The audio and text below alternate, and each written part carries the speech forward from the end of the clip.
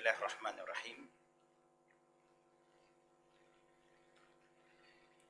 إن الحمد لله نحمده ونستعينه ونستغفره ونعوذ بالله من شرور أنفسنا وسيئات أعمالنا من يهده الله فلا مضل له ومن يضلله فلا هادي له أشهد أن لا إله إلا الله وحده لا شريك له وأشهد أن محمدا عبده ورسوله أوصيكم وإياي أولا بتقوى الله فقد فاز المتقون السلام عليكم ورحمة الله وبركاته.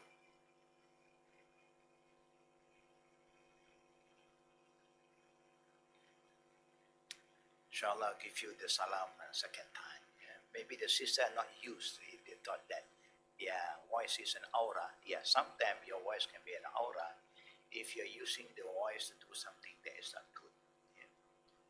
But offering and responding to salam, and also when people is sneezing and then they say Alhamdulillah aloud and we hear them, we heard that they say Alhamdulillah, we should respond Yarhamkullah aloud too.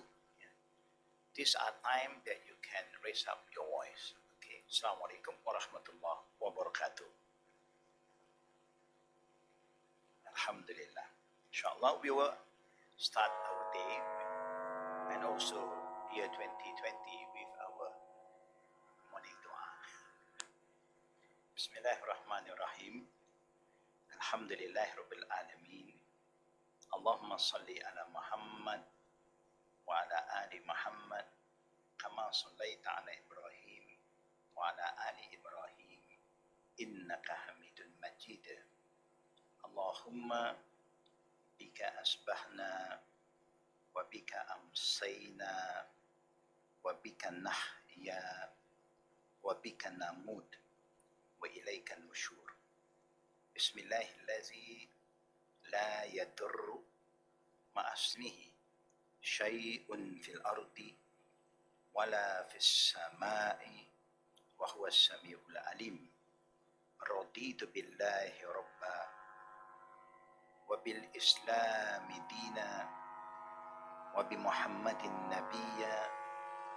Allahumma zidni ilman nafi'ah wa rizqan tayyiba wa amalan mutaqabbala. Ya muqallibal qulub thabbit qulubana ala dinik wa ala ta'atik. Allahumma adkhilna jannatak. Allahumma adkhilna jannatak. Allahumma adkhilna jannatak wa ajirna minan nar wa ajirna minan nar wa ajirna minan nar.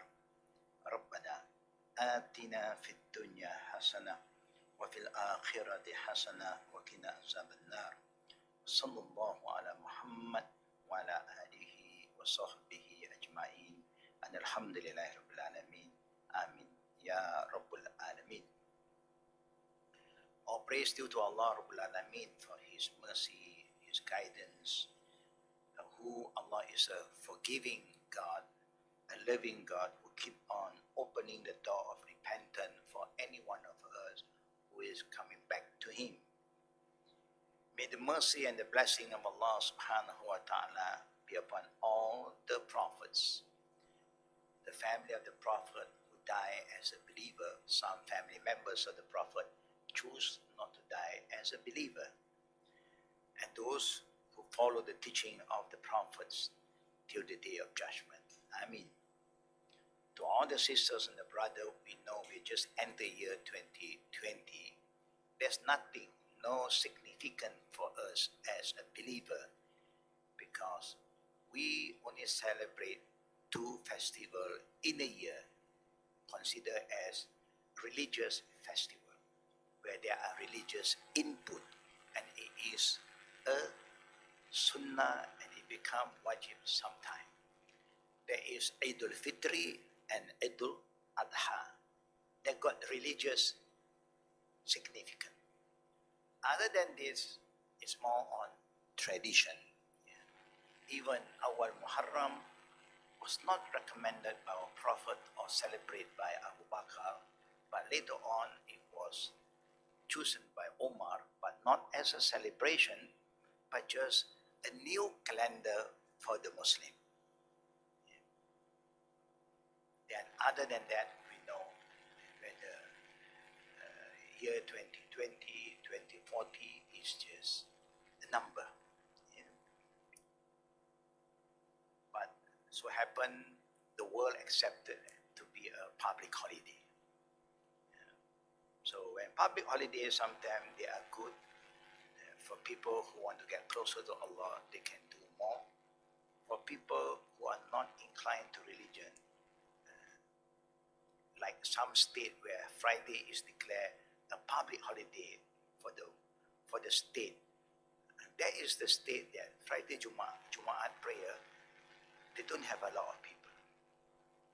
Surprising. Because at the time they plan to go out for holiday. You see? Like other states that don't declare Friday is a holiday, it's a working day. So they have a kind of allocation for you to have a break from Jumaat prayer. That city is, Alhamdulillah, that state, they have more people attending Jumaat prayer. Yeah. So it depends. Anything that Allah subhanahu wa ta'ala Qadr, there is always some benefit and also some that you have something that do not benefit the people.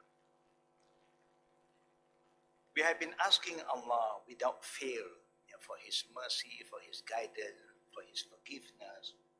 So when year end, according to the normal calculation, we would like to have a lot of reflection about what we have done in year 2019 and how to move forward, how to be more positive so that we can live better. We can help us to overcome more problems in life. Yeah. Now, what is important that I'd like to share with all the good sisters and brothers today is that as a believer, we all know we cannot control what happened to us. Nobody can control.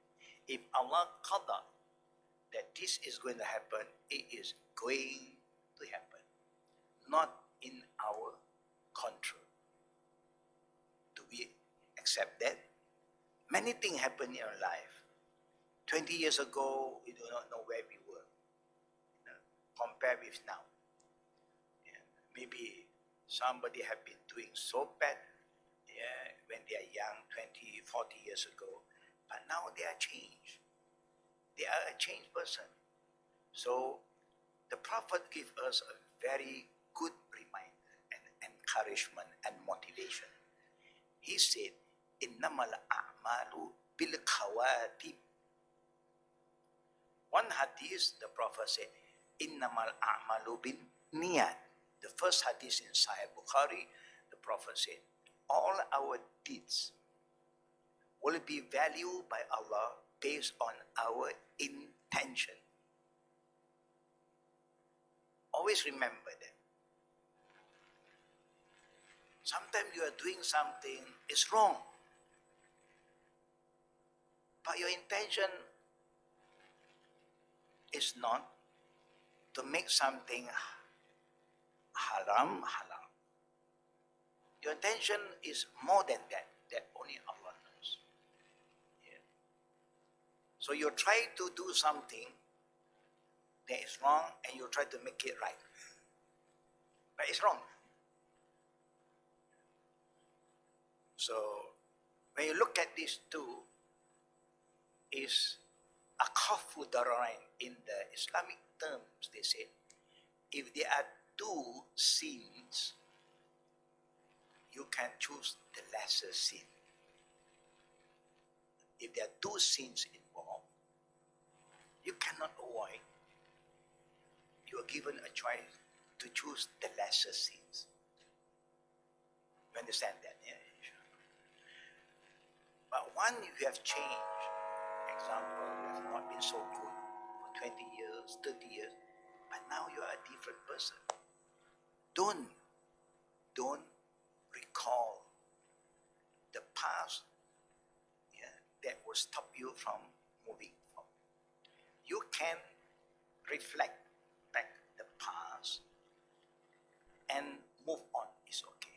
Learn from the past is okay, but not to let the past stop you from moving forward. Yeah. Because nobody is an angel. And then the Prophet said, Innamal a'malu bil khawati. First is the intention. The second is, indeed, our deeds that value most in the sight of Allah is the ending deeds. That one, Allah count. If you are moving forward to be more positive, that have more value. That's how we have to think.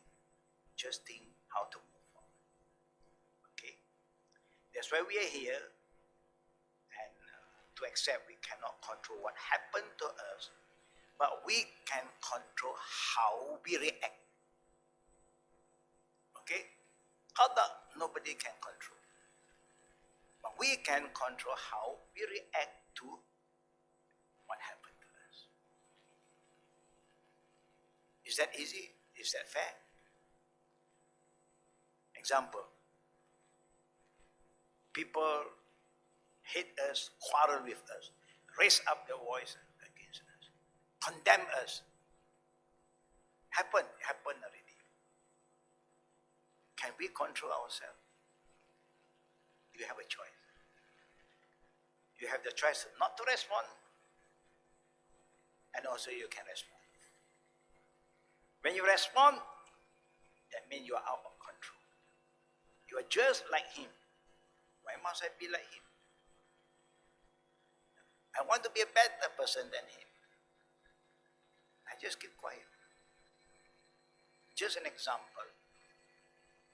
If we are not guided by Islam, normally a word for a word is very common, to be fair. If your mom scream at you, you also can scream back to your mom. A scream for a scream. I mean, normally, for the non-believer who don't have religious guidance, they say, you can shout at me, I can shout back to you. How about if the mother cane you, can you cane your mother back? Example. It's too much, but before, yeah, sometimes you may do that because, yeah, I'm a free man. I didn't ask to be born. They're also very tough for the mother to respond. I didn't ask to be born. You give birth to me. So you don't blame me. Some people are very, very mean. The word they use, only Allah knows how it hurt, yeah, the mother's feeling. The reason the mother want to do this to the children because she want the best, she want to discipline the child. Yeah. But today, sometimes you feel very sad what is happening to the world. People getting crazy. Not only mother, father, who don't have patience when they want to discipline the child, they even can hang them upside down like a bat and slap them. Maybe they slap them for 100 times. Stop, slap, stop, slap. I don't know what is happening to us today. Even animals don't mistreat their baby that way. Everything have go haywire because no guidance. Yeah. So now Islam said, even your parents scream at you, shout at you, you cannot raise up your voice. Allah said, وَقَضَى رَبُّكَ أَلَّا تَعْبُدُوا إِلَّا إِيَّهُ وَبِالْوَالِدَيْنِ إِحْسَانًا. And then, فَلَا تَقُلْ لَهُمَا أُفٍّ وَلَا تَنْهَرْهُمَا. You can say, I don't want. Shut up, mother. Shut up. No, you cannot say that. You just have to control. And that's where Allah values. How you react is important. You just try your best to control. Stick firm. Alone. It's wrong. It's not right for anybody to belittle anybody. Even they are our children, it's not right for us to embarrass them. It's not right because everybody has some kind of dignity. Yeah? That's why the Prophet said, "Kullu Muslim ala Muslim haramun damuhu wa maluhu wa irdu." As long as they're Muslim, young or old, even they are your children, they are also a Muslim, but they have to be honored. They have right upon their property, they have right upon their life, they have the right to live, and they have the right to be honored. This is very, very important. So what we like to remind us is that we have been asking Allah to forgive us. Allah is always forgiving. You must have that faith. But if you want Allah to shower more mercy upon you, you just have to engage in more righteous deeds. Not just, I repent, but you don't act righteously. Do a lot of good things, help the poor, the needy. No. This is a thing that the Prophet ﷺ always encouraged us. Walaikum salam wa rahmatullah. And that's why our Prophet ﷺ guide his ummah to be a very productive ummah. Now 2020 is just entered, and we Al-Khadim have started a new, not a completely new one, but a better program to enrich the younger generation to get involved in helping the poor and the needy, known as squad pembasmian kemiskinan, how to help the poor and the needy. This is our project 2020 to reach out to more people who are poor and needy. Yeah. And we are going to get a lot of the youths, sisters and the girls, the sisters and the boy to participate so that they utilize their energy, their time in doing something that benefit them. Righteous things. When you do more righteous things, it will stop you from doing all the bad things. Because you are active over here, then you'll be inactive in the other side. And also we ask Allah Rabbul Alameen to protect us and our family from further fitan. May Allah protect our leaders and also our country so that we will live in peace, harmony among fellow Malaysian. Amen, inshallah. Now let us go back to the book, page 152. Are we on page 152 today? Going 153? Good. But I'd like to go to 152 back. Just go one step back here. Based on one of the hadiths here, recorded by Muslim, وَإِنِّي خُلِقْتُ إِبَادِي خُنَفَاءَ كُلَّهُمْ وَإِنَّهُمْ أَتَتْهُمُ الشَّيَاطِينُ فَاسْتَنَالَتْهُمْ عَنْ دِينِهِمْ وَحَرَّمْتُ عَلَيْهِمْ مَا أَحْلَلْتُ لَهُمْ وَأَمَرَتْهُمْ أَنْ يُشْرِكُوا بِي مَا لَمْ أُنَزِّلَ بِهِ سُلْطَانًا. Indeed, the Prophet is telling us that Allah told him, Allah informed our Prophet, I created my servant with pure nature, fitrah, all of them. But indeed, the devil came to them, displaced them from their religion, misguided them, prohibited for them what I made permissible, and commanded them to join with me what I did not authorize, mean to commit shirk. Yeah. Now the following diagram that is below is telling us about how is the first creation of Allah. Pure, fitra, same both sides, like a clean white sheet of paper. As we move on, then the devil attacked people's belief and practices. the shaitan will come from different ways. He never give up. He failed to make the children of Adam and Eve committing shirk, but they commit other sin, killing each other.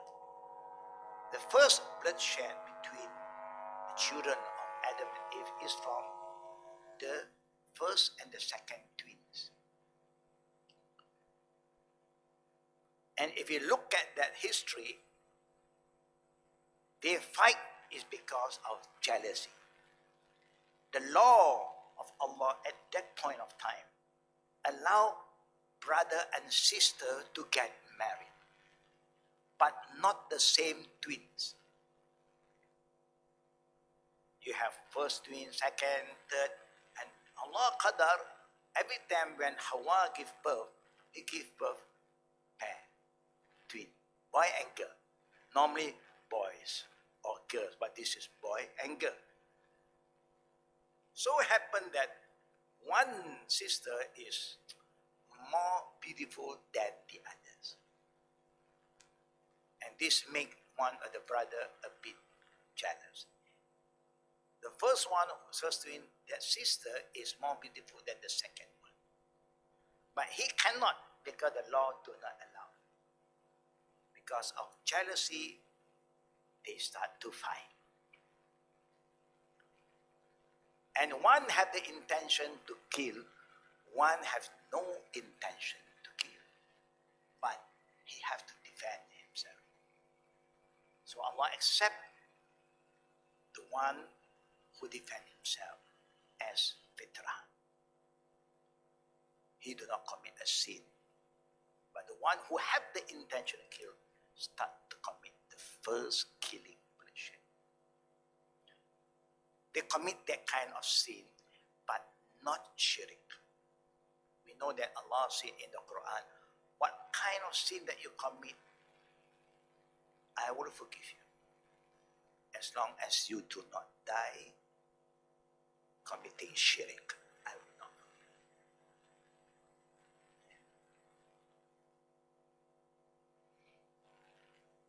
you. If you look at the hadith earlier, I created my servant with pure nature, all of them.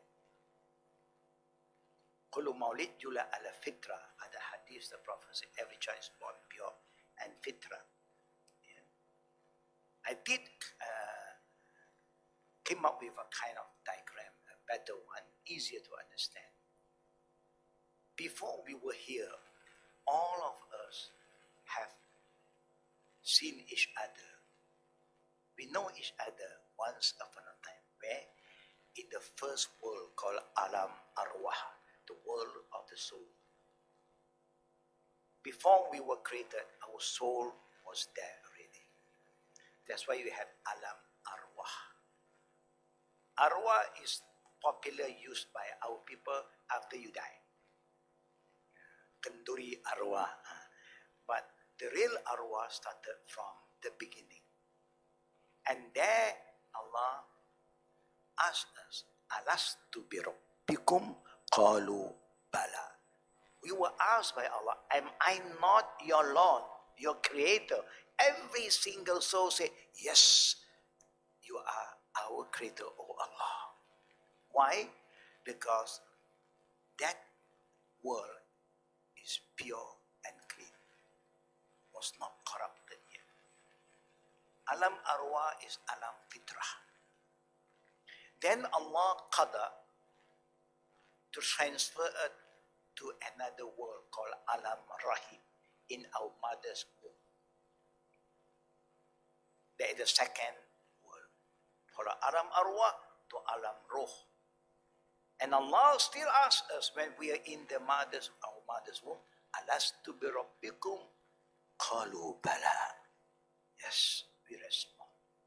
When the spirit is being blown into the mother's womb after 4 months of pregnancy, that's why people ask how about abortion in Islam. Is that allowed? It depends. Yeah. Before 4 months.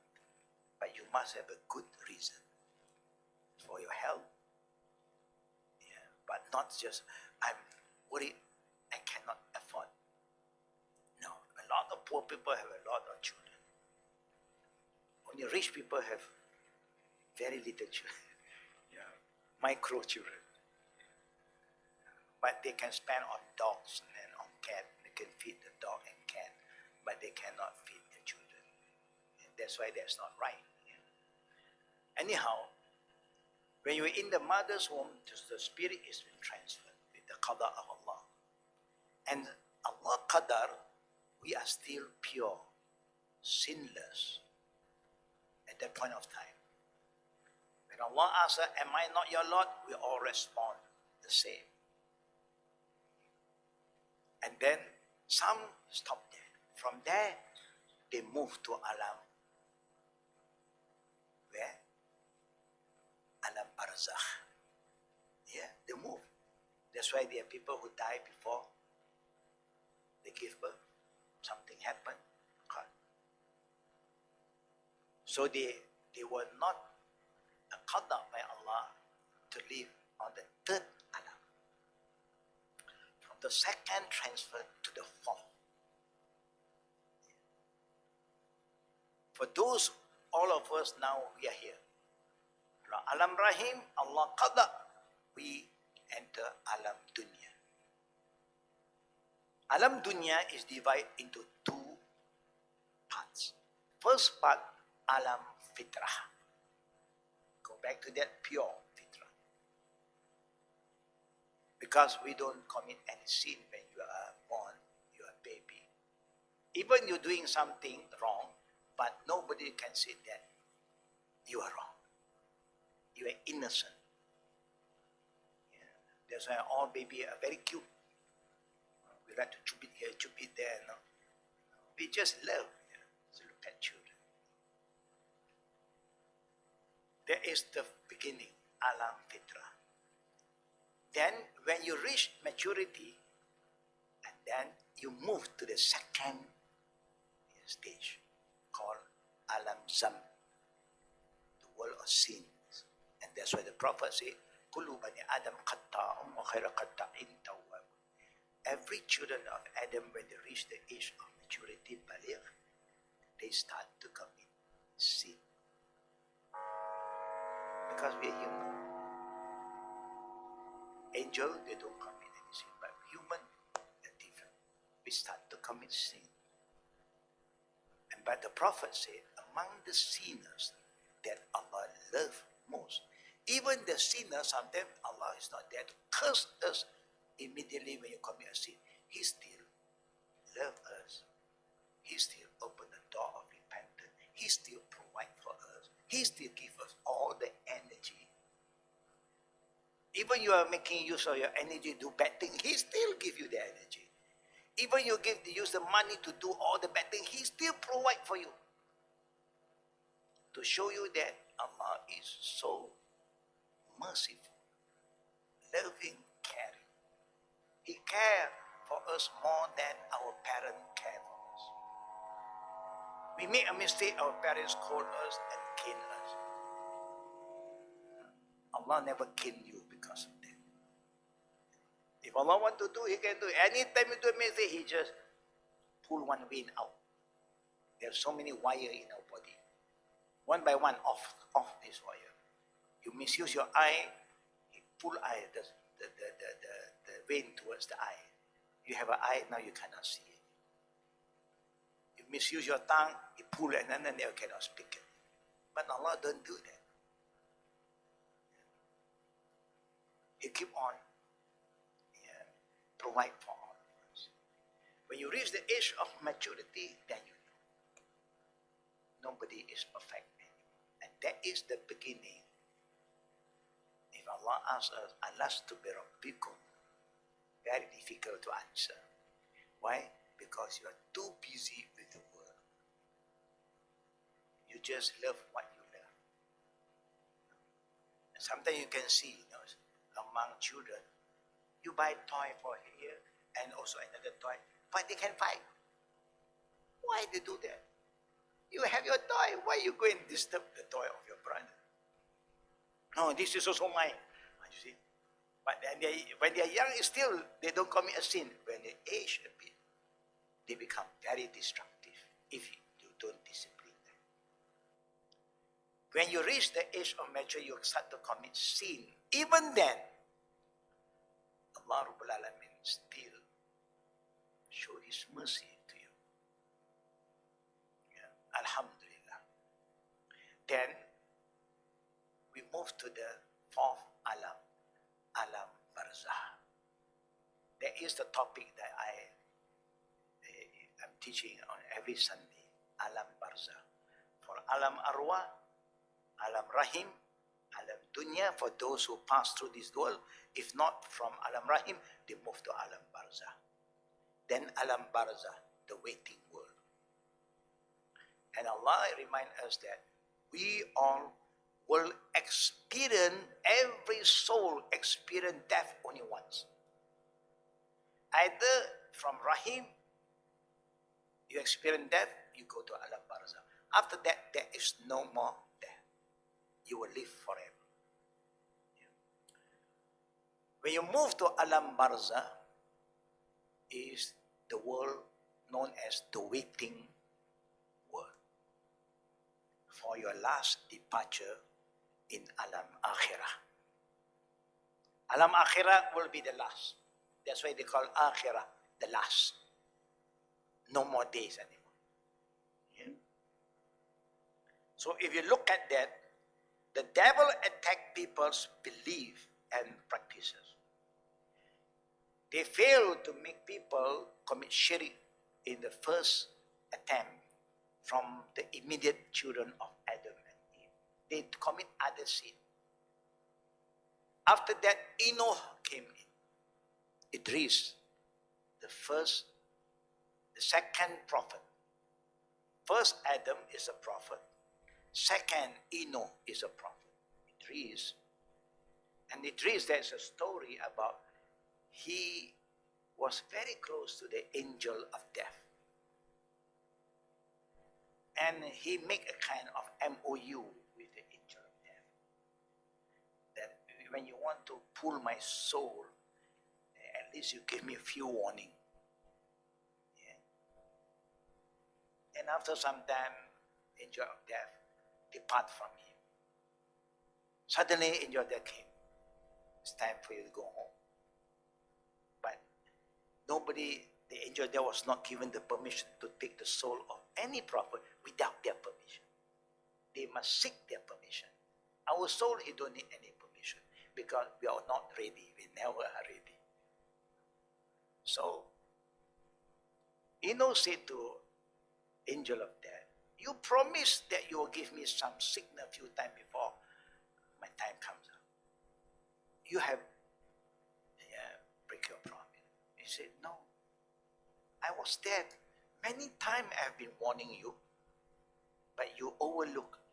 How many people who die before this, that you attend their funeral?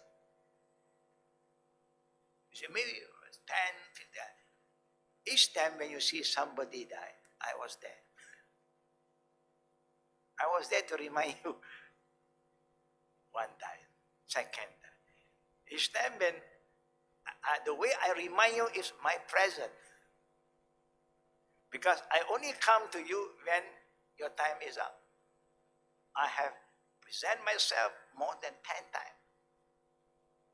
But still you say, no, but you said we have an MOU that you must inform me directly. So he was not pulled out yet. But in the time of Enoch, there is no ummah, no followers. So no fitna. Then move to the time of Noah alayhi salam, the first Rasul, the third prophet and the first Rasul, messenger.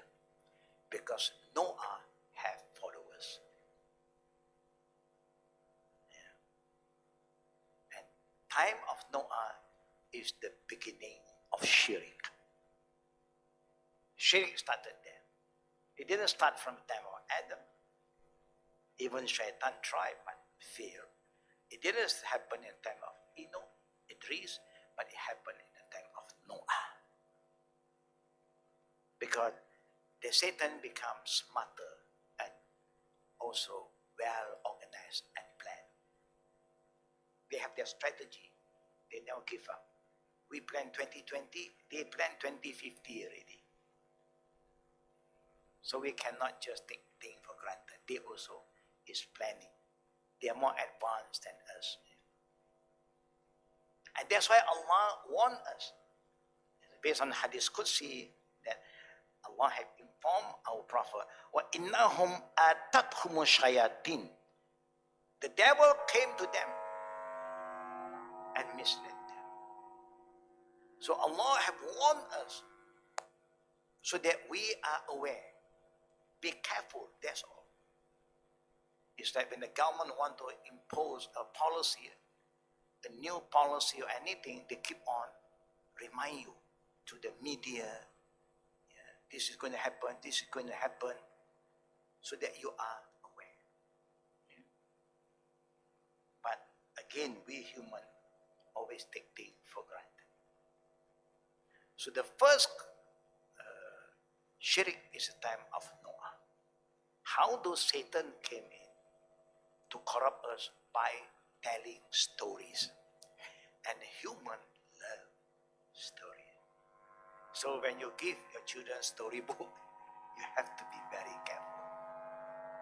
What kind of story that they are reciting, they are reading, they can corrupt their mind. You see. So that's why the best book for you to introduce your children to read is the book of Allah, the Quran. In the Quran, there's a lot of stories. Qissa. And all the story is true. It's not make-up story. It's not a fantasy. It's true. But we are not exposed to it. Story of the Prophet is a very beautiful book to read, to have that understanding and learn from them. Story of the companions of the Prophets, beautiful stories. Allahu Akbar. But Shaitan divert us. This is too heavy for you. You go for the other one. The Popeye story. They come on.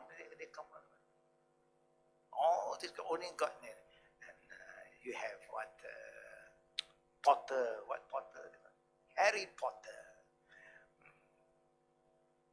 That children like this kind of thing.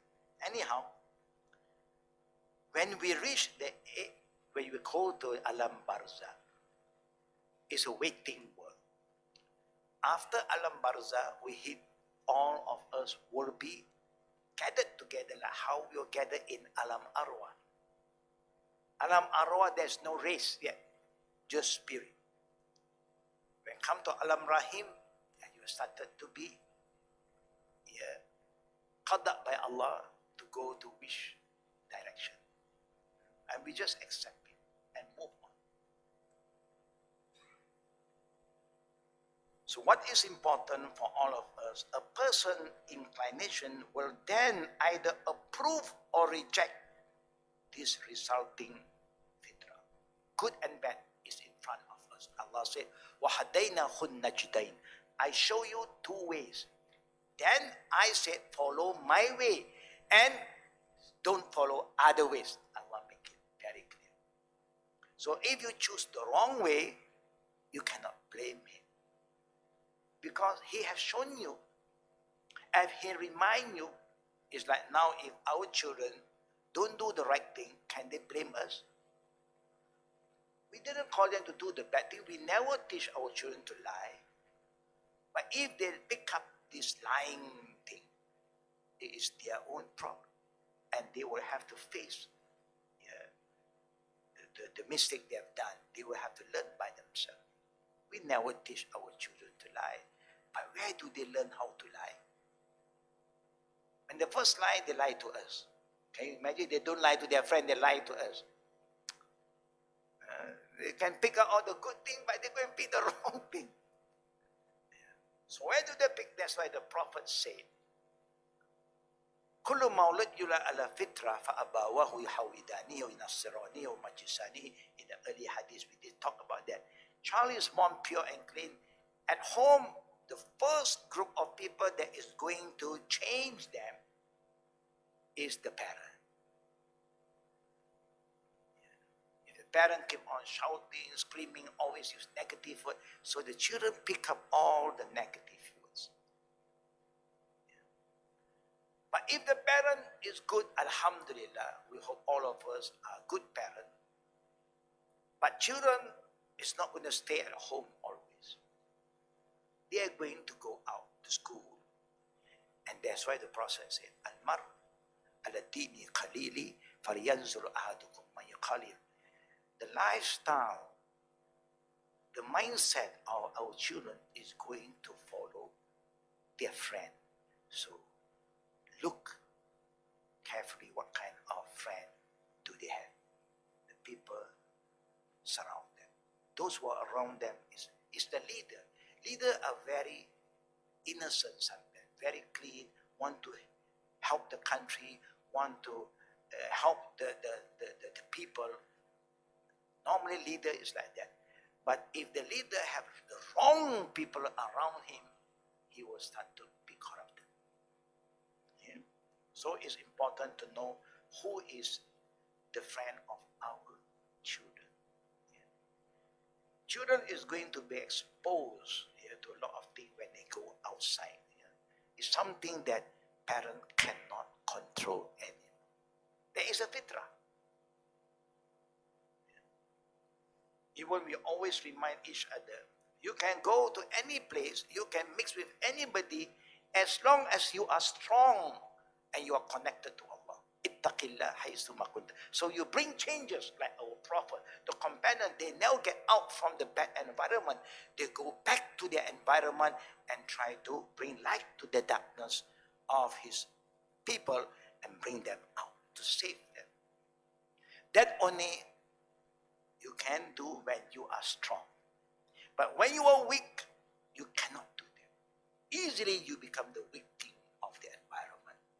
And that's why Allah and the Prophet want us to be in a jama'ah. Do things collectively. Jama'ah, rahmah. When you are together in a team, you have strength.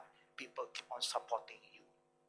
One another. But when you're alone, you must be very strong. Then it's okay. If not, you can be the next victim.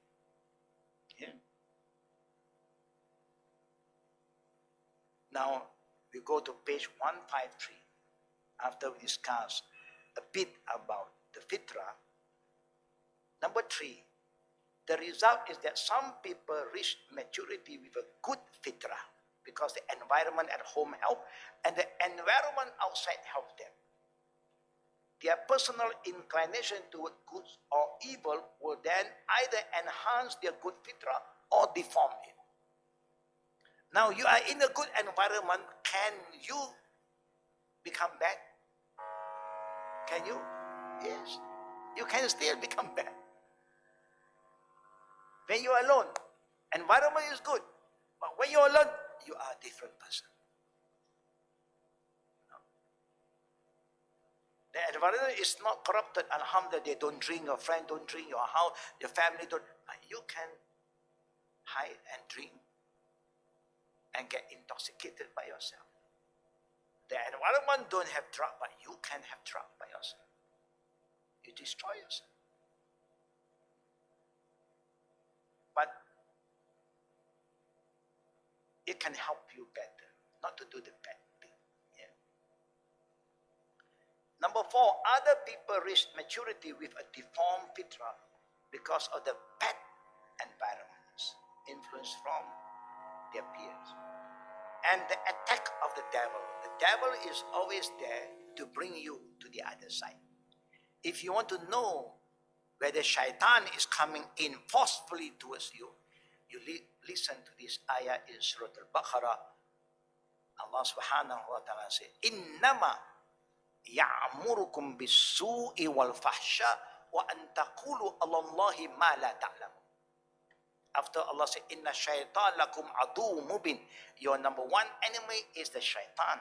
And his responsibility, his work, his nature is to bring you, if Allah said halal, he said haram. If Allah say haram, he say okay.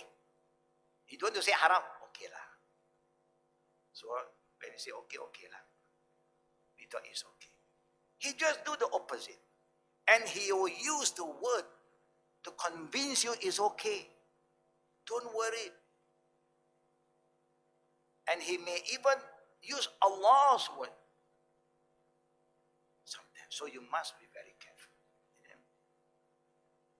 But when you are alone, it's not easy. But when you're in a group of people, may the good energy that is from other people help you.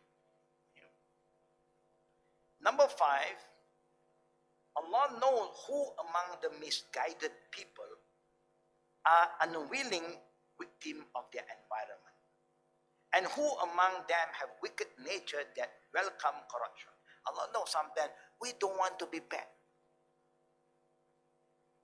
We are not inclined, we don't like. But because we are in that environment for too long, then suddenly we are pulled into that environment to do the bad thing. We hate lying. We don't drink. We cannot even smell the smell of liquor. Well, sometimes people, okay, don't force it.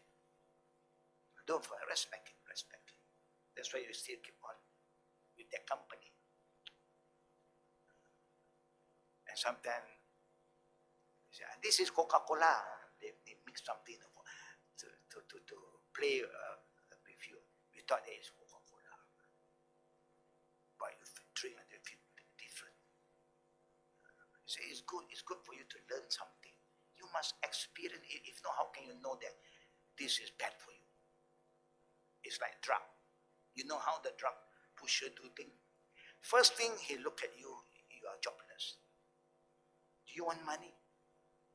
I give you a job. You just get customer from me.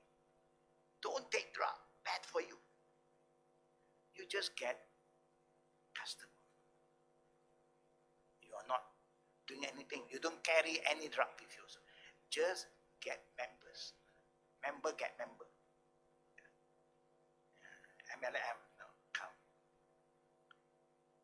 And then later on, they saw that you are so active in recruiting members. Do you want extra? If you want extra, you don't have to bring them to me. I give you, you pass it to them. You don't take, no, don't take. You just deliver boy. And now you have a lot of food delivery boy, grab food. You just grab and then grab and you don't eat. And sometimes you don't know what you are grabbing only. Allah knows. And that is also a problem. We just discussed yesterday with a group, new team. They are saying that they just got their license to operate halal grab food services. Because today, there's a lot of complaint. You call Grab. Who call? We call. Other people also call. They just okay. My work is to go and get the order sent to the people who order. So you have halal there, non-halal there. And then you say, why you do this? I want to survive. I'm not eating. They just call me to go to that shop and everything is Taobao already. I just go and collect, put in my bag, I deliver. It makes sense that I didn't consume. This is my job. Sometimes they use the rationale. I am a driver. I'm a Grab driver. Can I or must I only carry Muslim? They get airport, yeah. Who is that? Rusami, I'm sorry. I'm Ramli. I only take Muslim driver, Muslim passenger. You cannot do that. But then this is food. We are worried that when they're mixing and then it's not good, not healthy. So they just come up with their application to get halal grab services. Alhamdulillah, it's good. There's nothing wrong. To make it easier. For people who want halal, you contact this line. For people who want the normal one, there's other line for you to contact. Choice. You have a choice. So Allah know who among the misguided people, who are unwilling victims. It's not that they purposely want to do of the environment, and who among them have wicked nature, they don't care. Out front, they'll tell you, I will do this for you, no problem. It's like the drug addict. Okay, I will send drug to them. They don't have to come to see the boss. And later on, they'll tell you, you know, it's a plan. The shaitan planned this. And these people, the drug pusher, also can do this by getting their own people to tell this brother who is helping them to market this product. You must ask him each time when he sent this to you. How good is this? Grade A, grade B, grade C. They also have grade. It's like now today, you know. You have diamond, gold, silver, platinum. What grade is that? As a person who have no experience, I don't know. You ask for this is what I send it to you. It's good. You must recommend us. I want a good one. Like we ask me, is this original or not? Ori, no ori. You want a good one. So then you don't know. So you go back to your boss and tell them, no. They ask me, actually, it's very important for you to have some knowledge about this. It's good for you to test this product by yourself. So that you know when they ask you, you know, this is platinum, this is gold, this.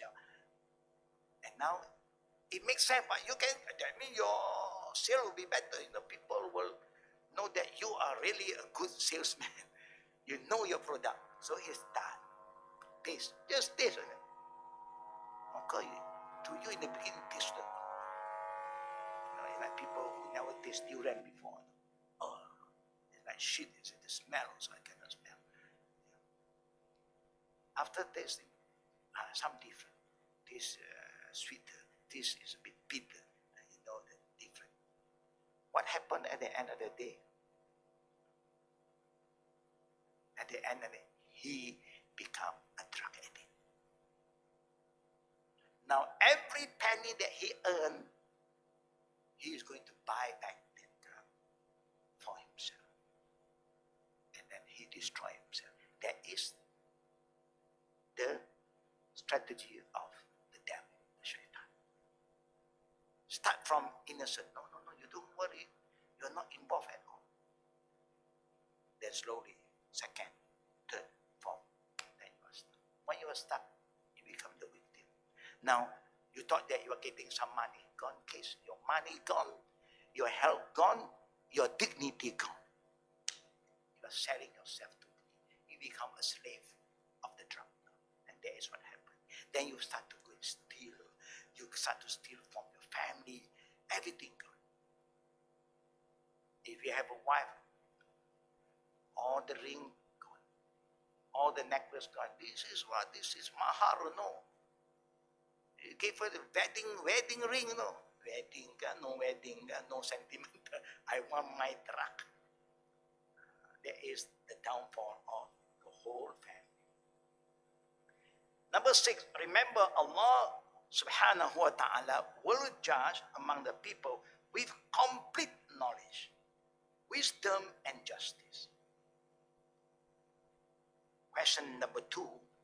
We previously discussed, page 25 earlier, that Allah knows the hypothetical part of this is His knowledge of what those who die in their childhood would have done had they lived to maturity. People often inquire, what is the fate of these children? Will of Allah, number 1, judge them according to His knowledge of their hypothetical action. 2, admit them all to Jannah because they died on pure fitrah. C. Try them on Judgment Day. 4. Or differentiate between Muslim children and pagans' children. The answer, page 154. Number 1, Allah knows how every person would act in any given situation. In particular, He knows this with regard to children who die before reaching the age of maturity or accountability. Abu Hurairah reported that Prophet Muhammad was asked, and this is not something new. There is a question from the time of the Prophet about the fate of the pagan children who die before maturity. The Prophet replied, Allahu a'lamu bima kanu amilin. Allah knows best what they would have done had they lived. Allah knows. We don't know. For us, we may just have good feeling, good thoughts. Say something positive. For Allah, you leave it to Allah's judgment. Yeah. Now look at this. This, of course, is also true about Muslim children who die before puberty. You do not know what is going to happen if these children will survive. And that's why you have Muslim children later on become disbelieved. We experience that now. They don't believe anymore. They don't pray anymore. They just live like other people. They don't live like a Muslim. And look at what happened in the time of the Prophet when Aisha radiallahu anha, the mother of the believer, reported that after Allah's messenger, Prophet Muhammad, once performed janazah prayer, funeral prayer for one of the Ansar children. Ansar mean the people of Medina. One of the children of the Muslim in Medina passed away. Yeah. If the children that come from Mecca, normally the Prophet will use the term, the child of the Muhajirin, the people who migrated from Mecca. So when the Prophet performed the funeral prayer, Aisha said, Tuba lihaza. Good nurse await this child. Aisha's expression, goodness, that means she is a good child. He will be one of the bird of Jannah because he never committed a sin. Aisha expressed her feeling. The Prophet replied. This is a very straightforward reminder from Prophet Muhammad. The Prophet said, وَغَيْرَ ذَلِكَ يَا عَيْشَةَ إِنَّ اللَّهَ خَلَقَ الْجَنَّةَ وَخَلَقَ النَّارَ فَخَلَقَ لِهَذِهِ أَهْلًا وَلِهَذِهِ أَهْلًا إِلَى آخِرِهَا. Should you not have said other than this? That means Prophet don't agree with Aisha's expression. Right? Sometimes we look at somebody, wow, I think he go to paradise now. I mean, we have good feeling. We wish them good. But you cannot make that conclusion.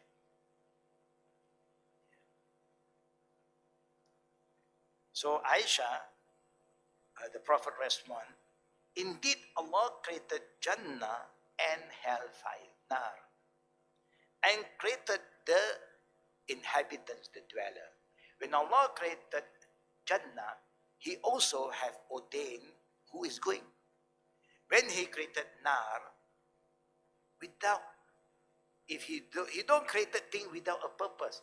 He don't create the nar for show. Meaning there are people also He's going there.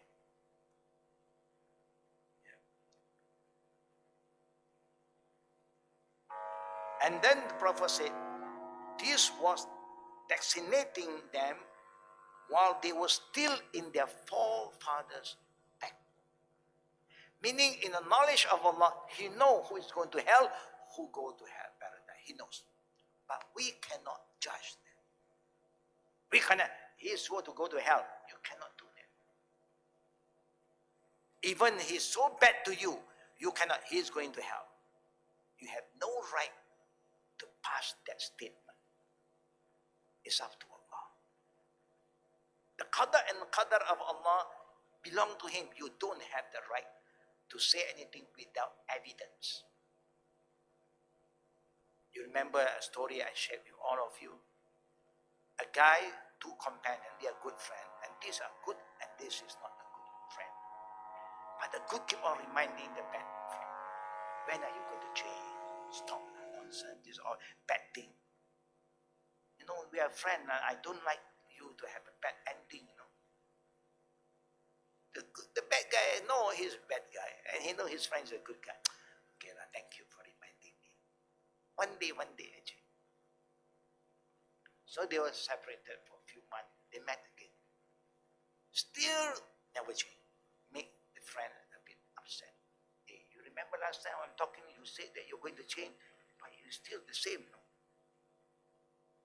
Do you want to change? No, I am really very upset. No, you never changed until today. The brother said, thank you for reminding me. You're a good guy. You know? I like you so much, and you're a good friend of mine. Pray for me, pray for me. So they depart again.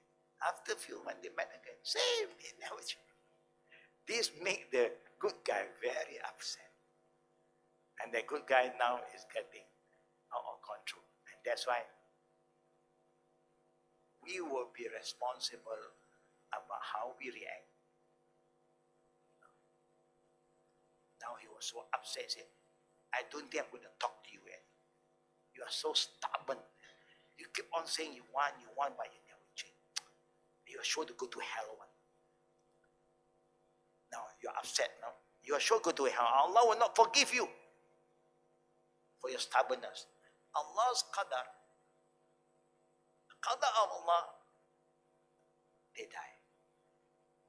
But the Prophet was given the knowledge by Allah to tell us about what happened to these two friends. In the day of judgment, the Prophet said, these two guys will be summoned by Allah. And the good guy thought that, I'm okay already now. The bad guy also know I'm going to hell already. But he know he's a bad guy. He know his bad ending. Then Allah will talk to us, the good guy. Who gives you the authority to use my name to say that I will not forgive him? Because that guy said, Allah will not forgive you because of this. Who gives you the authority to use my name? When Allah said, He is always forgiving, merciful. And because of your statement, Allah show you His power. He put you into hell, and He put that guy into paradise. What do we learn from this? What do we learn from it? Don't be judgmental.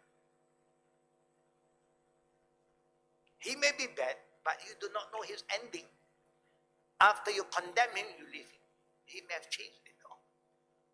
Because of his changes, I forgive him.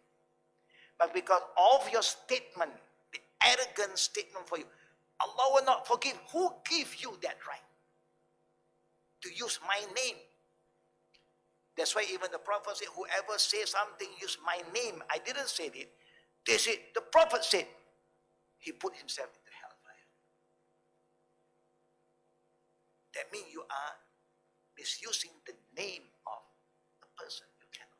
If the Prime Minister don't say it, the Prime Minister told me, but he didn't say it. You send the word around to get some benefit, and you will be having a lot of problems. That's why don't misuse the name of other people. Don't do that. Yeah, you want to say, you say by yourself. But Allah will not. You cannot say. Yeah.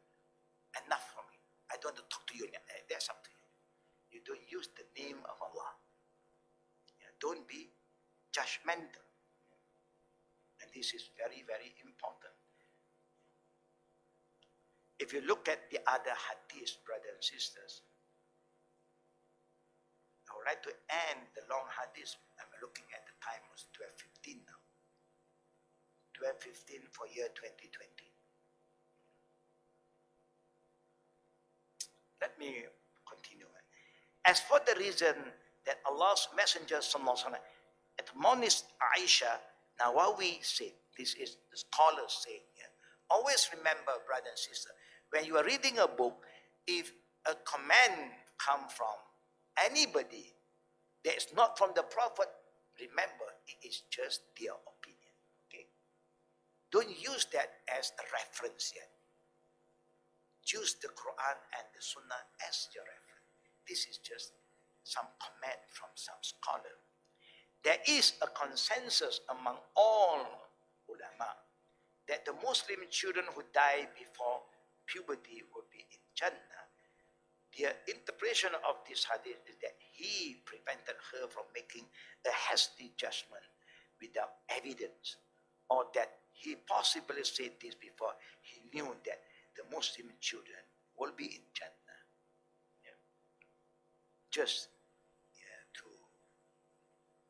this is some opinion. Yeah. If you have some evidence, no problem.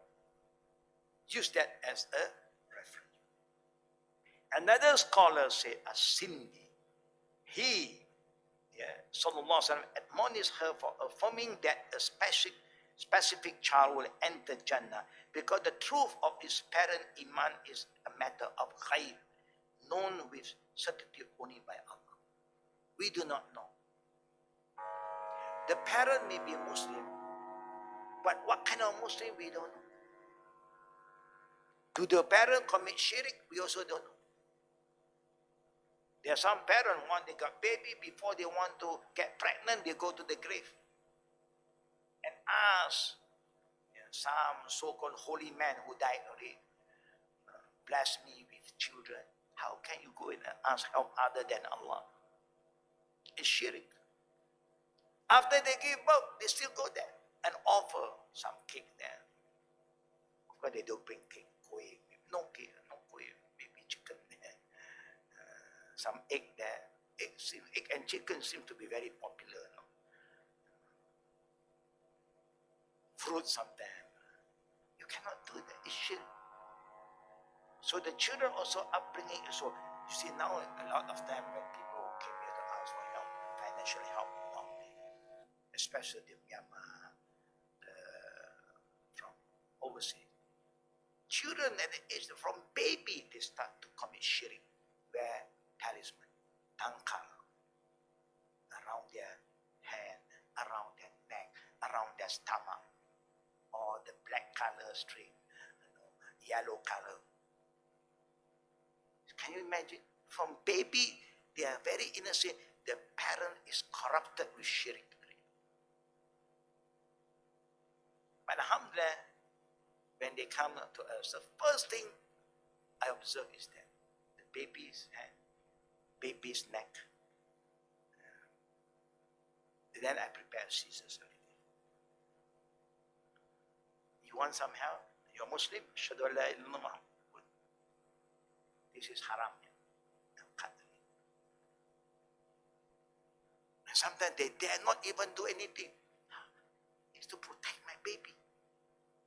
Allah protect him, not this string. Who told you that this black string can protect him? Oh, this imam, no imam. Imam, I paid 20 ringgit. This imam is the wrong imam. Next time you can bring the imam, I want to see him. And then after I cut can I have, no. If I give you back, you're going to wear it again. Now it's gone. Come to me, all this is gone. After years and years, because some people still don't realize, they go back and they use another one. They have to pay again the imam. They give you some aid, you give the money to go and do sharing. And sometimes, later on, they are very smart. Before they come, they take it off. Then I say, okay, if you take it for alhamdulillah. If you do things behind me, it's not my fault anymore. I have informed you. And sometimes they also have. The mother who's bringing the children also have. Then we also cut. If you want, I have to cut. Because if you are not a Muslim, it's a different. It's not. I don't touch on that yet. We will help you because you need help. But you call yourself Muslim. We cannot allow shirk to happen in front of you. You are so naive already. And you still commit shirk. So we have to free you from them. That's what we'll do. And sometimes I inform my other staff, go and give a helping hand. My wife will do the arrangement, interview, but she has no time to look into all this. Ask some, go and take the scissors and go and cut. They dare not cut some of them. Can you imagine some of them? The fear we have towards this black string, that this black string is more powerful than the scissors. They're worried they can't something happen to them. I said, read the ayat. وَقُلْ جَاءَ الْحَقُّ وَزَهْقَ الْبَاطِلِ إِنَّ الْبَاطِلَ كَانَ زَهُوقًا. The truth have come. The truth will prevail. The falsehoods will just disappear. And sometimes I purposely want to cut. If there's some thick one, something been covered, I say, you know what's inside? Ayat. Ayat Quran. Okay, ayat now, okay. Or cut and let you see. There's no ayat, it's just letter. Here alif, there ba, there ra. What ayat is this? Can you imagine you have been cheated and lied by this called Imam, and you still believe in him? It's like a puzzle, put the alif here and then ba. What is it? There's no this kind of ayat in the Quran. And sometimes they put nonsense, they put some kind of rusty name. They believe that because the rusty nail is something that can protect you from Pontiana.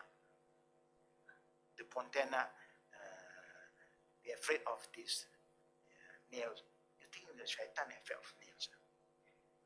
Afraid of thorn. They are part of them. They play around with all these things.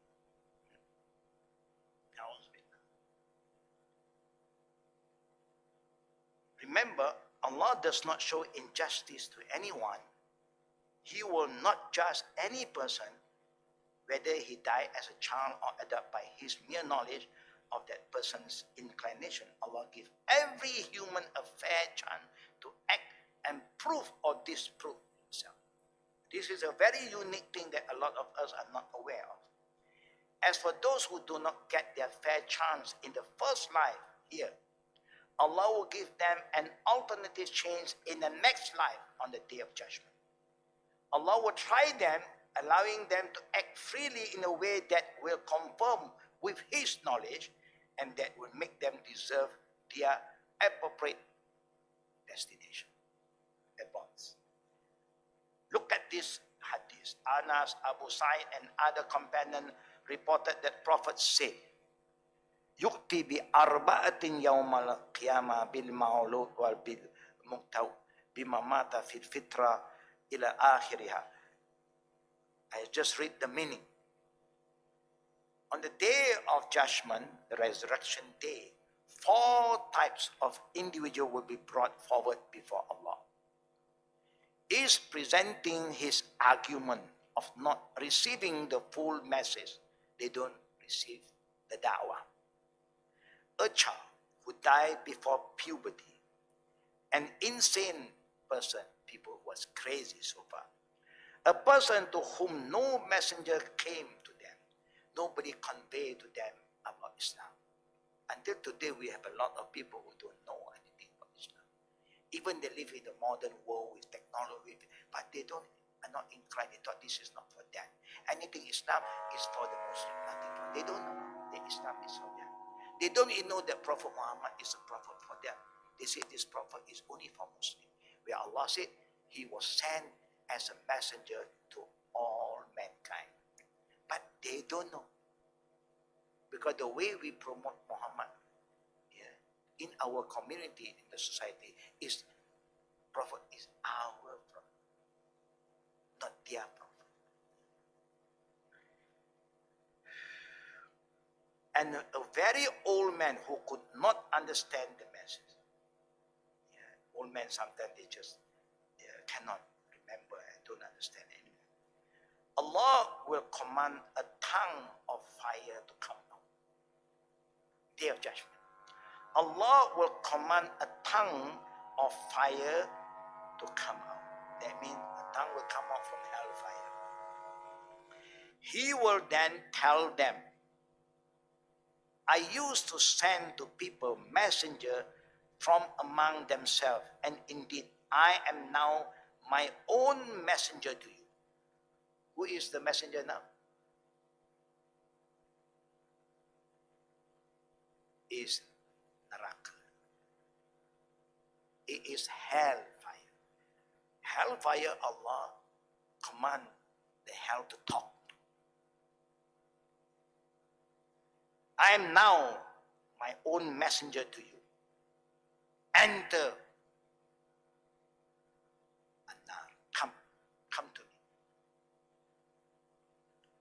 As for those who will be destined to misery, they will say, oh my God, why should we enter this from which we always used to run away?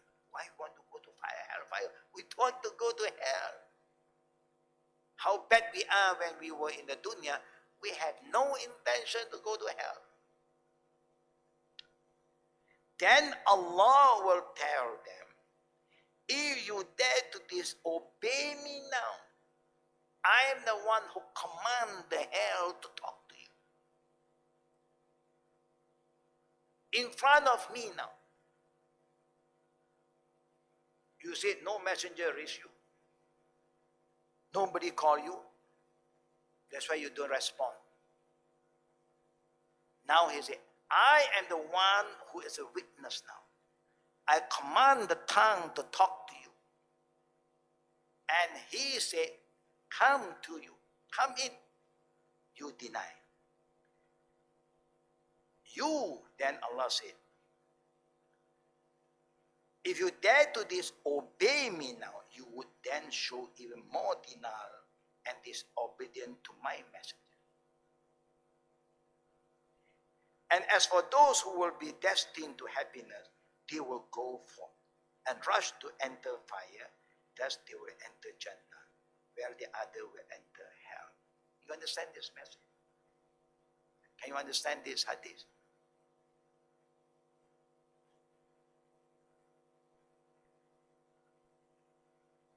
For those who claim that I was not given the opportunity to know what is Islam, I don't know. Nobody talked to me about Islam. Or those who are crazy.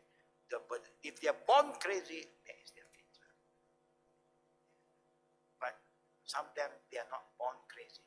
They got crazy for other things. They act like crazy later on. They will be questioned also well. Then Allah will test them and call hellfire to talk. Come. Now it's Allah's command. If they will follow, they'll go to paradise. Because they respond to the call. You understand that? It's a test from Allah to them.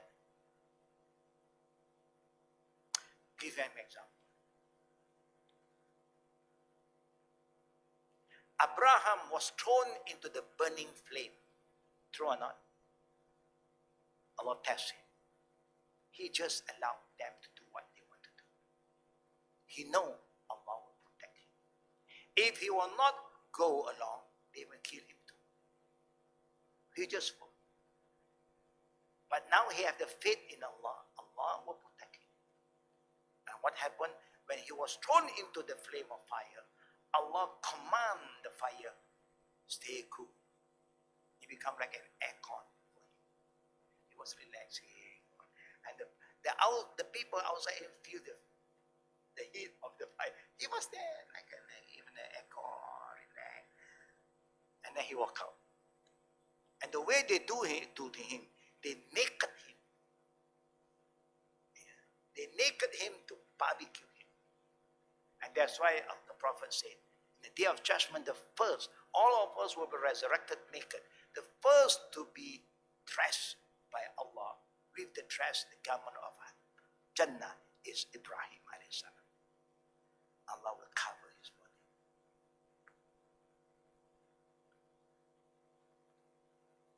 If they just follow, then Allah will save them. You understand that?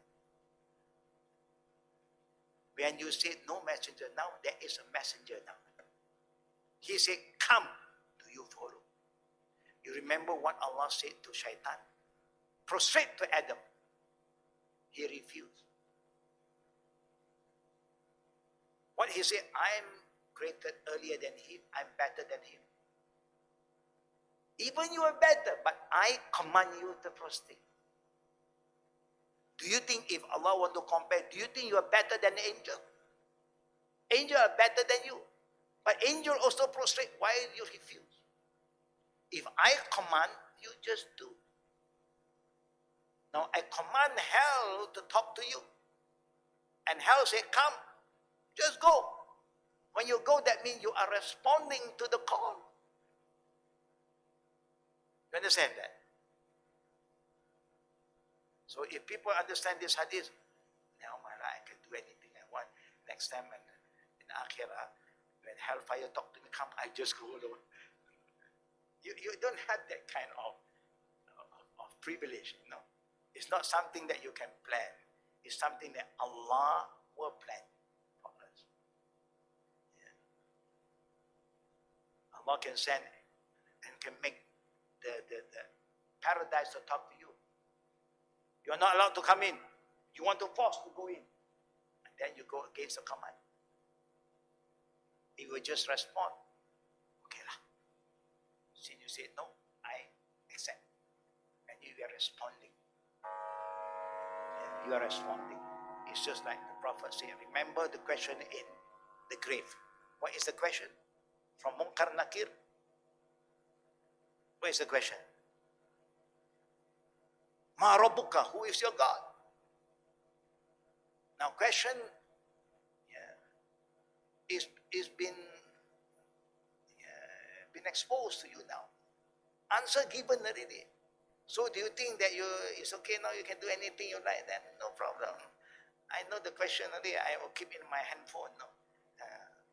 Do you think that handphone can help you? You must remember when you are dying, when you're there, it is not the knowledge that is helping you. It is not your consciousness is helping you. It is your deeds that will help you. Your deeds is the one who is going to be loyal to you, be with you over there until the day of judgment. If you don't have that deeds, you don't worship Allah, you don't follow the Islamic value, you don't follow the Sunnah of the Prophet, do you think you can answer? You will not be able to answer. Now you can say it because now you have the mind, you are conscious, you have the knowledge, you can say anything. So there's a lot of Arab who are not Muslim, they are Christian. MashaAllah, inshallah, assalamu alaikum, la ilaha. They can say, no problem. No problem. But at the end of their life, they cannot say this anymore. The only thing that help them is their faith, their belief. That will save you. You understand better about this hadith. Allah will be very fair. He will judge. He will give you the final judgment. You say, nobody told me anything. Nobody invited me. Okay, now I am going to put you to the last test and see how you respond. That's why I always say, soalan bocor, jawapan sudah diberi. You fail? Memang fail.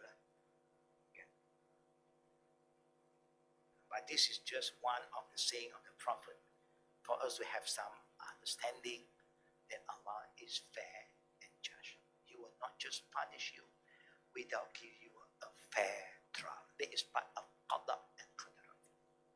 So So that's why we have been reminded by our Prophet, don't underestimate the Qada and Qadar. Don't underestimate the right of other people. You are unjust to them here. You are zulm to them. They will have their right in Akhirah. You have to face them. You think you are somebody great. You can do anything you want here. Do. But remember, the day will come. They will ask for their right. Allah will allow us to ask for our right. So no criminal case that can escape the judgment of Allah. Everything is been written. Allah will expose it if you like.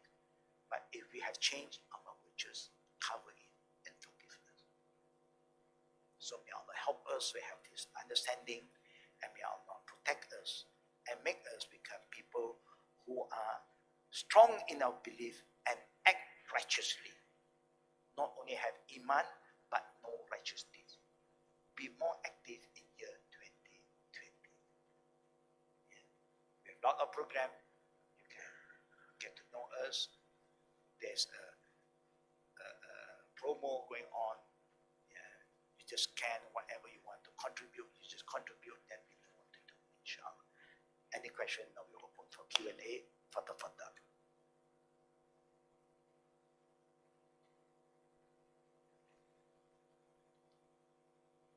Now, Fatah, pass the mic. Remember, yeah, we cannot control what happened to us, but we can control how we react. Assalamu alaikum, Sheikh. Wa alaikum salam wa rahmatullah wa barakatuh. Sheikh, I have a question that sometimes when I go to pray in a local surah, there are brothers who are sitting on chairs in the saf. Okay. Is it okay to join the saf that they are in? You know, to the side of them. The best saf is we who are normal, we are not praying, sitting on the chair. We should all be in together one saf. Those who have this problem should sit at the corner so that they don't disturb the saf. And that would be the best way to organize the saf in the prayer. Alhamdulillah. Next question from the sisters or the brother. No. Any question from the sister side?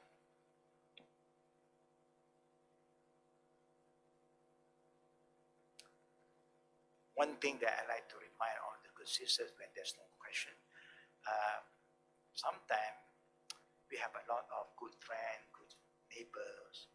They have their own value. They love us as a good neighbor. And maybe this New Year they send a cake as a friendship, to strengthen the tie. They like to give, you know. So they'll send a cake for you and written there, Happy New Year 2020. What do you think? Can you eat that cake or not?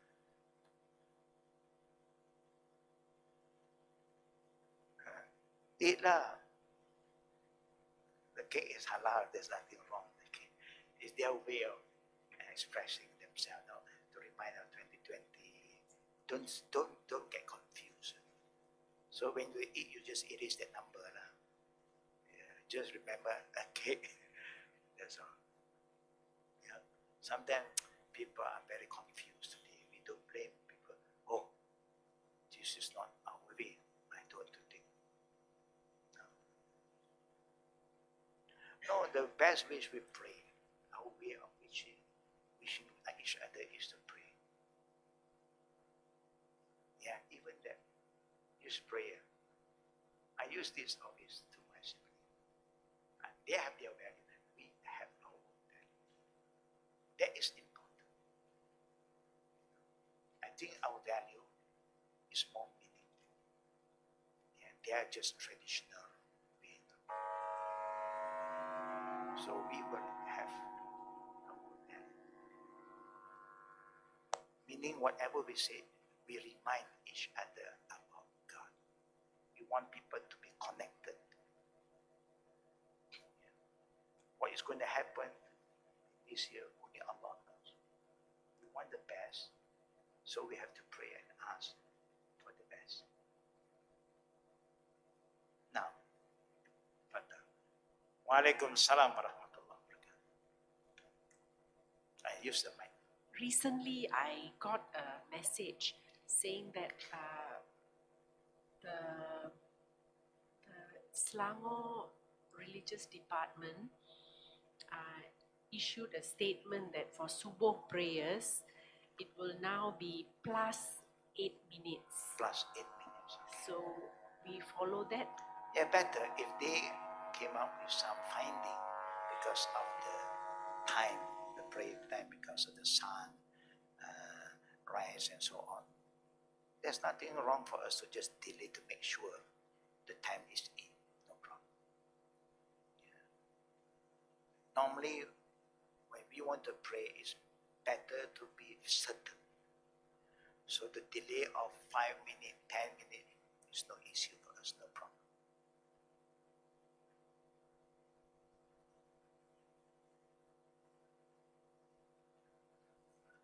Yes.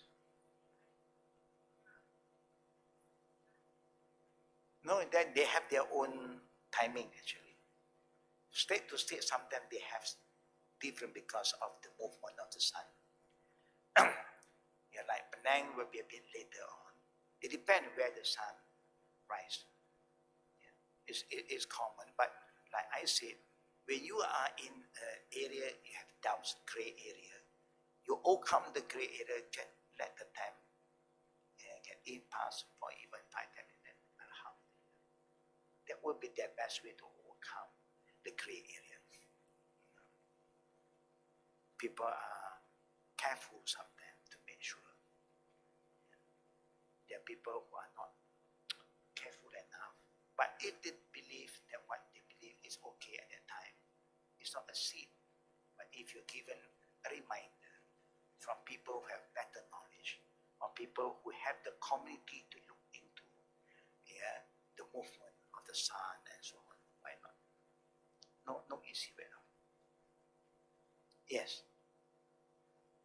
Salam alaikum.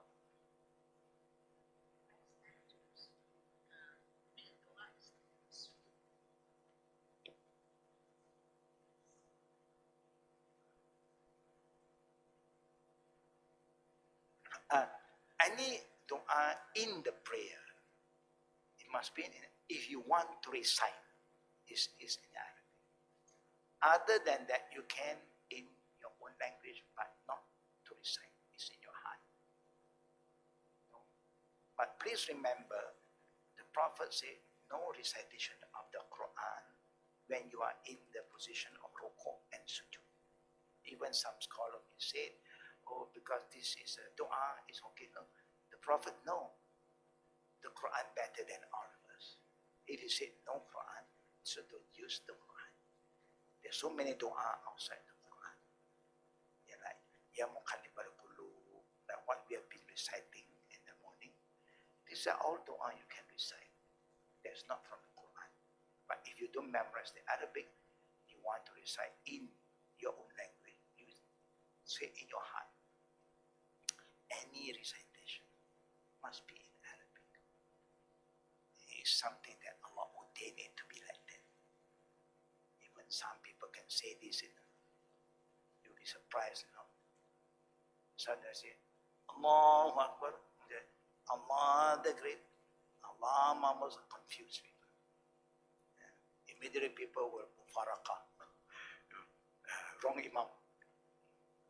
So better use the word, the way that the Prophet have taught us. Yeah.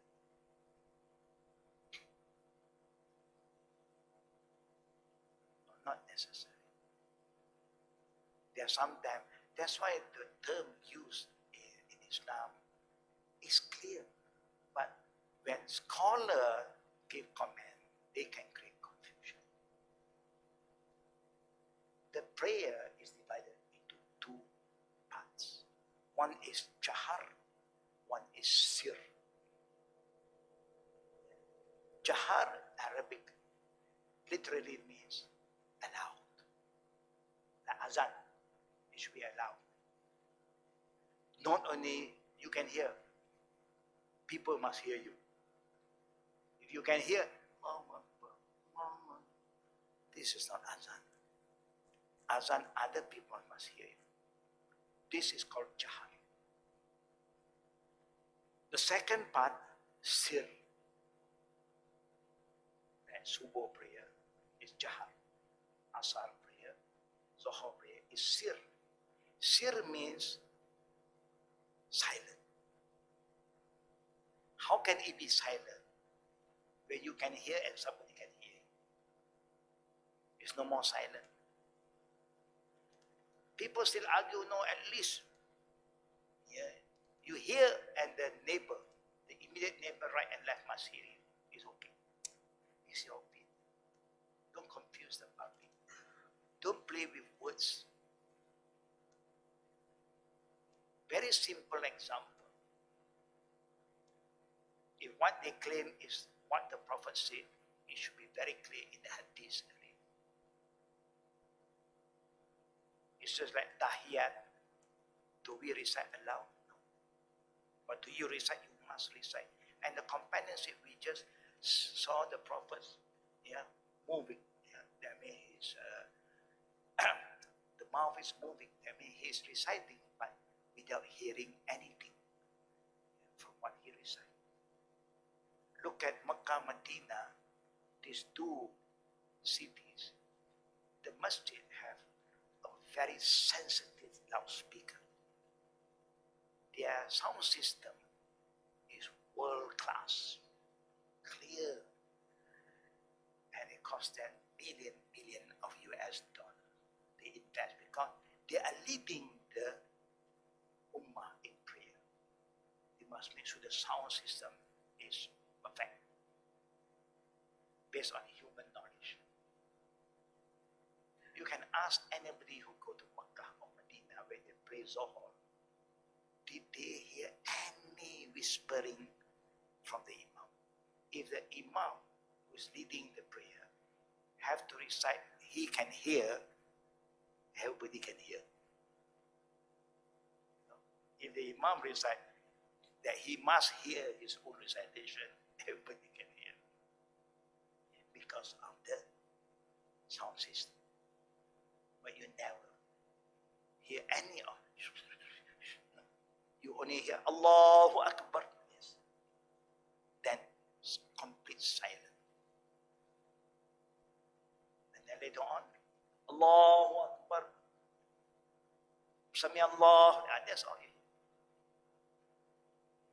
So for people to say, you must at least listen to your own recitation is an opinion. It's not a hukum. He's reciting, yes. You must recite.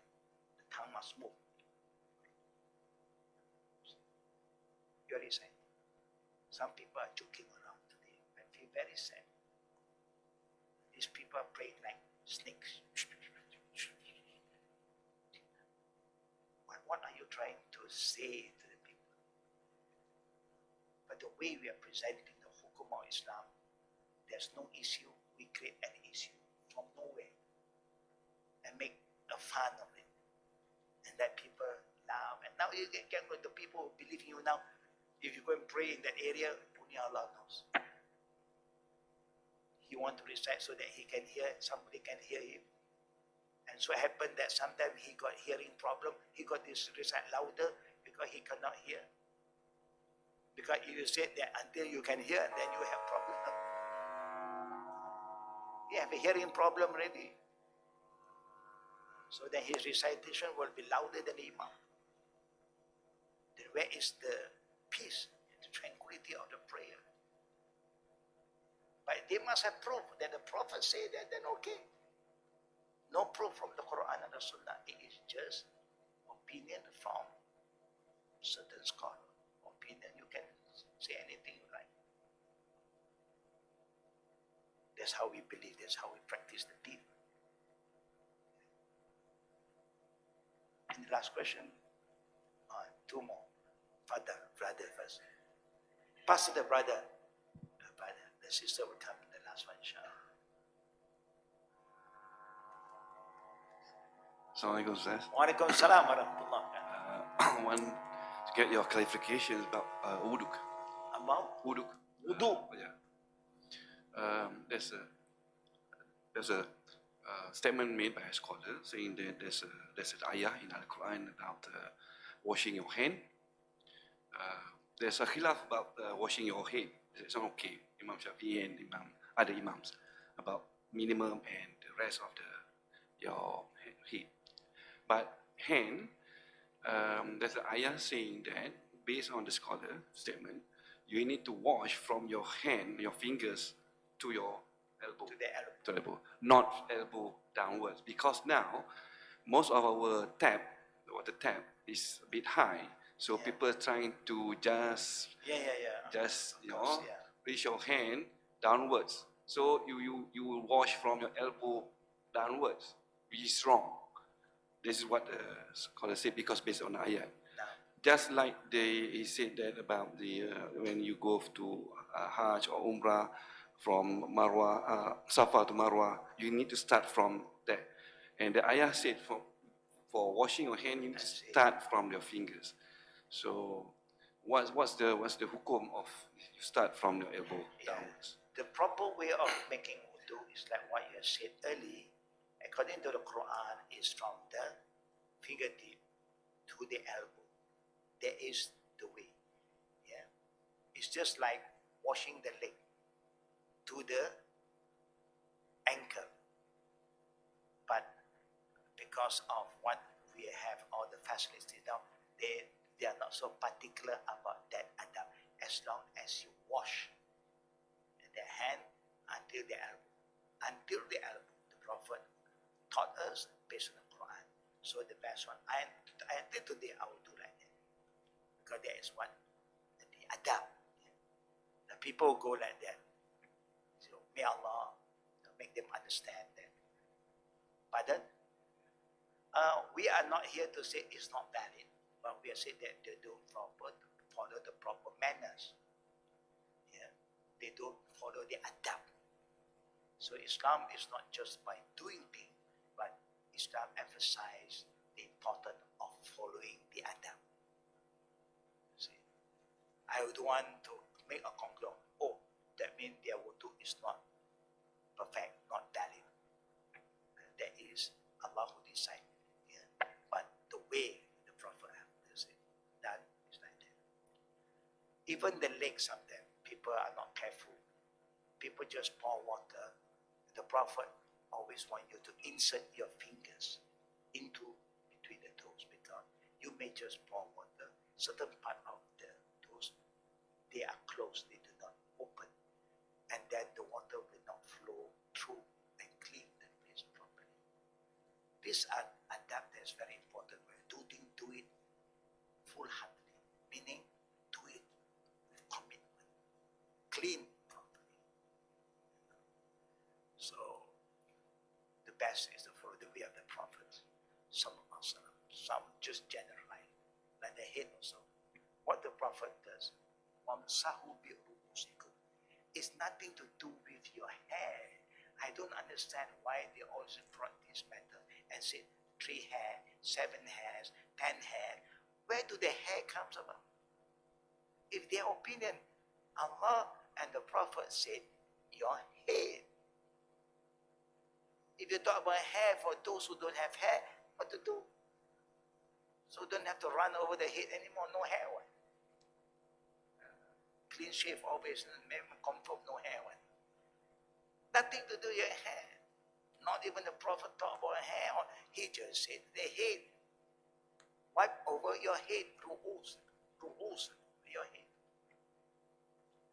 See, but we confused because of this. Rambu. Unnecessary. I was asking them, where is the hadith of Rambu? They say, maybe this scholar can give opinion. There's nothing wrong. But it's not hukum. And all great scholars, Shafi'i, Hanbali, Hanafi, say, any of our opinion that contradict the Quran and Sunnah, follow Quran and Sunnah. You see how wise they are, how sincere they are, how honest they are. They never say, mine is right, other is wrong. None of them say that. We always do that. Oh, we are like this. The rest are extreme. Too much. Different group. We are the one who create this grouping method. May Allah protect us. Last one, sis. Salam wa rahmatullah. Should we pray Isha first or Maghrib first? Based on the way of the Prophet, all Jama will follow the adab of the prayer time. You Jama Zohar in Asar time. You pray Zohar first. Because Zohar always comes first before Asar. People may say, but Asar time, yeah, but Asar time is still there. Zohar is gone. Zohar, you are late from Zohar already. You want to delay again? That's not the adab. Based on the Prophet's adab is what comes first, come first. By right is you pray Jama. I'll give you an example. You pray Zohar in Asar time. Is there a Jama for Asar? Is there a Jama for Asar? There's no Jama. You pray Asar in Asar time. No, if you're traveling, then you Qasar. But you don't have Jama for Asar because you pray Asar in Asar time. You only Jama Zohar. You bring Zohar to Asar time. And that's why you call Jama Ta'khir.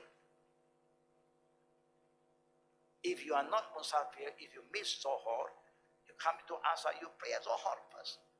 4 rak'at, then you Asar. So the Zohar now is Jama Ta'khir. You understand that? But people confuse. Asar also Jama.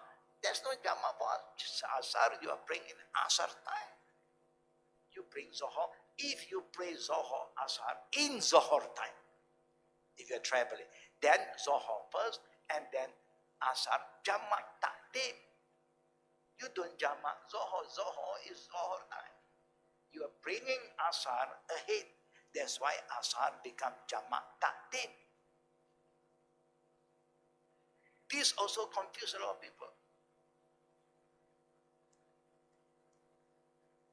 So whatever comes first, come first. Then you follow up with the other prayer. Tertib, you go to the tertib again. Some people confuse again. No, because hormat waktu. Which waktu is more important? The one that passed already or the one that's still there? The one that passed, like bagi laluan, then follow up with the next one. Go back to the tertib.